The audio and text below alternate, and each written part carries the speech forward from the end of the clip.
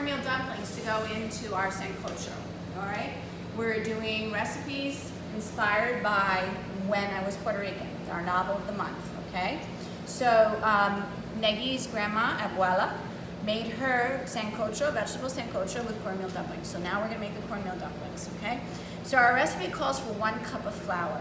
So here's our all-purpose flour, and I actually have a ½ cup measure. So what I'm gonna do is, if it's a ½ cup, how many times do I need to measure it? How many times do you think? Once or twice? All right, if you said twice, that's correct. A half plus a half equals a whole. So ½ a cup plus ½ a cup equals 1 cup. I'm using the lid to level it off. I have a ½ cup, and now another ½ cup.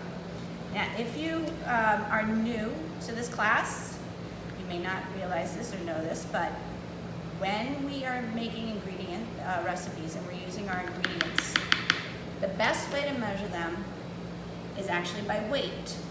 So even though we have measuring cups, a more accurate way to measure something is by weight. So we are going to use the scale, okay? The scale weighs it and tells us how much it weighs. And then that is a more accurate way of making the recipe again and again.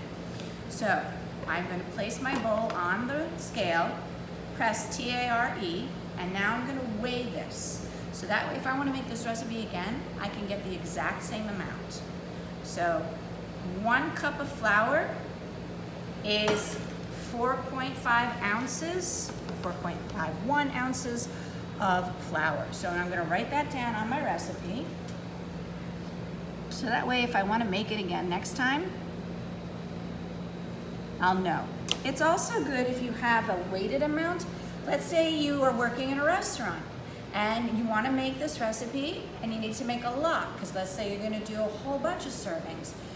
If you have the weighted amount, you can just simply multiply it. So let's say we're doing a large recipe and we're working in a restaurant, you wanna serve a lot of people, we could just multiply that by 10 and you get 45 ounces. So it's always good to weigh your measurements as well, so you know. All right, so that is our all-purpose flour. Next, we need a ½ a cup of cornmeal. So again, I wanna get the weight. So I'm gonna put my bowl on the scale, press tare, so it's at 0. So if you look right here, it's at 0. So I'm gonna measure the cornmeal, get a ½ a cup.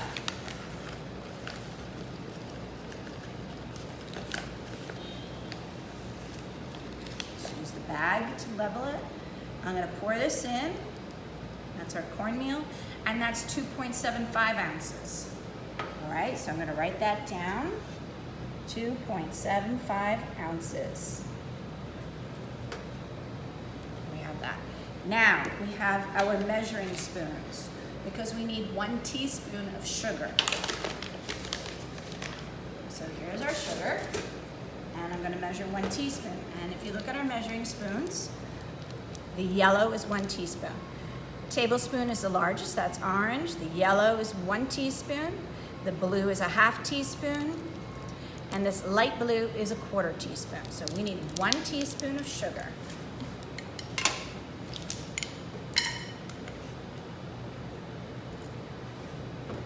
And I'm just gonna put that right into our mixing bowl. And I'm gonna put this away. And when I put that away, I'm gonna find our baking powder. Remember, in our kitchen, a lot of our ingredients are right here in the cabinet. And we have baking powder.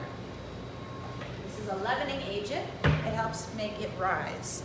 So we need 1½ teaspoons of baking powder. So I'm going to use the measuring spoons, the 1 and the ½ I'm gonna measure this. Forgot, I should have a small bowl to measure it into.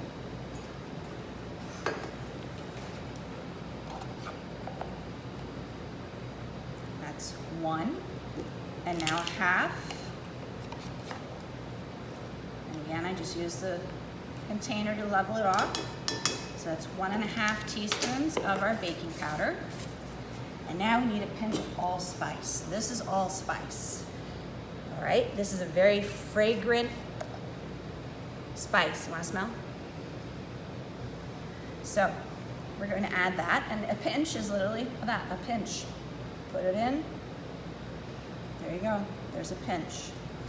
We don't want to overpower the flavor. It's just to give it a little hint of it. And then our 1 cup of water, which we're using a liquid measuring cup for, and that is our 1 cup. Now, our instructions. So when we're in the kitchen and we have our recipe, we always want to read our instructions first so we know what we're doing.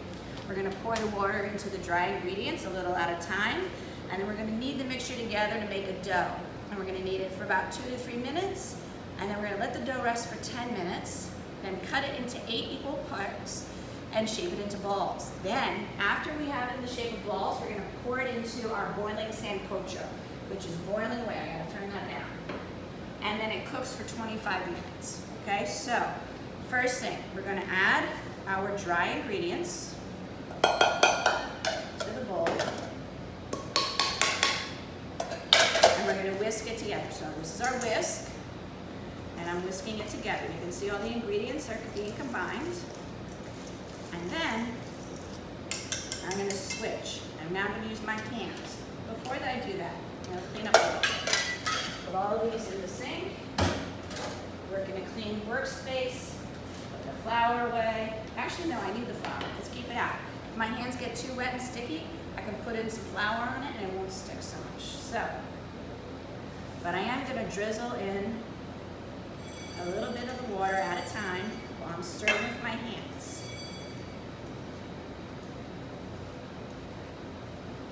Can you come on over and see what's going on inside the bowl? All right, so you see how it's getting very wet? So we don't want to keep adding water. You want to make sure you don't have it too wet. And this is where you kind of need to know a little bit about what you're doing, because if it's really humid where you are, you may not need to add that whole entire cup. So that's why you only add a little bit at a time, and you keep kneading. Because you see, I didn't add that whole cup of water, but it's already come together. And we don't want a wet dough, we want dumplings, all right? So if it's too wet, they're gonna be flat like a pancake. We don't want them flat. We want them to be dumplings. So we want them to puff up a little. So even though our recipe calls for 1 cup, you have to adjust as you're doing it. So you can see, it's really wet anyhow. I'm not gonna add the rest of that water, okay? But I am gonna knead it. You have to knead it for about 2 minutes, and then I'm gonna let it rest for 10 minutes. After the 10 minutes, I'm gonna cut it into 8 pieces, make little balls, and then drop them into our boiling soup, our Sancocho. So it'll cook in there for about 25 minutes, and then we can serve it. And these will be delicious on top of our Sancocho. So this is gonna take a while because I have to knead it for 2 whole minutes, cover it for 10 minutes. So I'll come back and show you what it looks like after the resting of those 10 minutes, and when I cut it and shape it, and then put it into our pot of Sancocho. So just to go over again, our recipe, we're making cornmeal dumplings. We had 1 cup of all-purpose flour, or 4.5 ounces, because I know some people don't have a scale at home, so it's always good to have both measurements. A weighted measurement and a measuring cup measurement. 1/2 cup of cornmeal, or 2.75 ounces of cornmeal, 1 teaspoon of sugar, 1.5 teaspoons of baking powder, a pinch of allspice, and 1 cup of water. All right, thanks everybody. I'll see you in a couple minutes. Okay, bye. Okay, so we let our dumpling rest for 8 minutes, and now I'm gonna cut it, 10 minutes. Now I'm gonna cut it into 8 pieces. So how do we do that? It's actually quite simple. Let me show you. So we're gonna cut it into half. So how many pieces do we now have if we cut it into half? We have 2, 1, 2, all right? We're gonna cut that, we're gonna rotate it, we're gonna make the cross, we're gonna cut that in half also, and then we will get how many pieces? 4, 1, 2, 3, 4, okay? So now we're gonna cut those into half also, and then we will end up with 8, like a pizza pie. So we're gonna rotate our bowl, we're gonna cut this one into half, this into half, And look, 1, 2, 3, 4, 5, 6, 7, 8. Okay, so we have our 8 pieces, and we're gonna get our Sancocho back up to boiling. So I'm gonna put it on high so it boils. All right, we didn't want to keep it boiling while I had it on the stove for those 10 minutes we were waiting. And as soon as it comes to a boil, we're gonna drop our dumplings into it, and it'll cook for 25 minutes. So I'm just gonna pick up the piece. Now luckily this is pretty dry, so I don't need to worry about it. We're gonna make it more like a, there we go, an oval shape. That's probably good. And we'll plop it in, just like that. I'll flatten it down just a little bit. And we'll put it in. It's supposed to expand when it's cooking. I'm gonna wait for that to come to a boil. It's almost there, it's almost boiling. And then I'll put it in.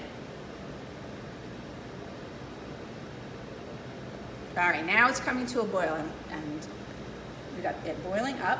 Luckily this is dry. If when you're trying to make your dumpling it's sticking to your hand too much, put flour on your hands, okay?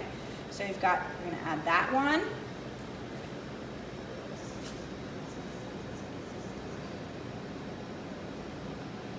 And the next one. Add that. All right, that one's kind of floating on the top. It didn't sink to the bottom. I'm sure the other one will come up too soon. Yeah, make it a little bit wider. It was too heavy. All right, now you can see it's coming to a rolling boil. So I'm gonna turn it down. We don't want it boiling away too much, but we do want it boiling.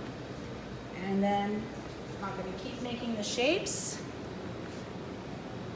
Make it a little flatter. Put it on top. And those should cook. And again, it'll take 25 minutes, and at the end we'll have hopefully a beautiful dumpling on top of our Sancocho that will taste absolutely delicious.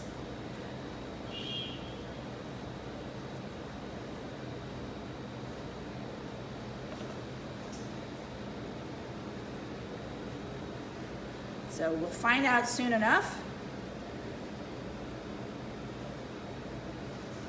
And while that's cooking for the next 25 minutes, I'm gonna clean the kitchen, wash everything, put it away, and then hopefully we can enjoy some delicious Sancocho. So thank you very much. Come back and I'll show you what it looks like when we plate it in the bowl. Thank you. All right, so there we go. There are our cornmeal dumplings floating away in the top of our Sancocho, and they look great. So we're gonna turn off the heat. It's been boiling for a while, and at this point I don't want to stir it anymore because I don't want to break up the dumplings, but we're just going to take a ladle. This is a ladle. Here's our bowl, and we're going to plate it. So that means I'm going to scoop up some of the stew, the vegetables. All right, and that's been cooking for so long that a lot of the vegetables have broken down, and it makes a beautiful broth. And then we're going to top it with our dumpling. So there we go. We've got our dumpling floating on top. And if you remember, Negi has 7 brothers and sisters. We got 8 dumplings in here. We got 1 dumpling for everybody. So if you've got a big family, you gotta make sure you have enough dumplings, 1 per person, all right? So here it is, our beautiful cornmeal dumpling on top of our Puerto Rican vegetable stew called Sancocho. So thanks everybody, I hope you enjoyed it.